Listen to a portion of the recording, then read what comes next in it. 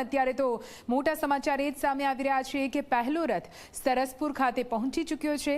ભગવાન બલરામનો રથ પહોંચ્યો છે સરસપુર અને વાગતે ગાજથી આ રથનું સ્વાગત કરવામાં આવી રહ્યું છે। અમારા સંવાદદાતા દીક્ષિતા ત્યાં છે, સીધા દીક્ષિતા પાસે જઈશું। દીક્ષિતા, રાહ જોવાઈ રહી હતી કે આખરે રથ ક્યારે પહોંચશે। એક રથ ત્યાં પહોંચી ચૂક્યો છે, કેટલો ઉલ્લાસ, કેટલી ઉર્જા લોકોમાં જોવા મળી રહી છે?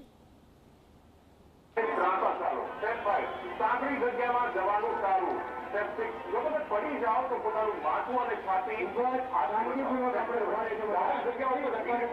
પહેલા જ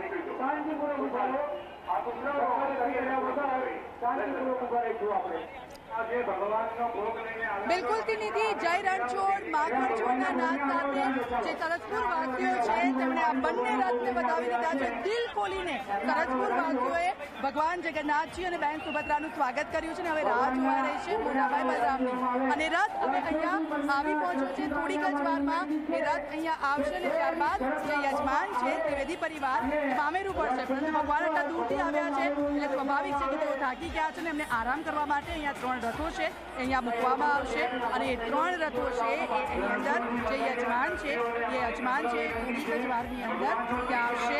ભગવાન આટલા દૂરથી ચાલીને આવ્યા છે એટલે તેમની નજર ઉતારશે અને તેમના ઓવારણા લેશે।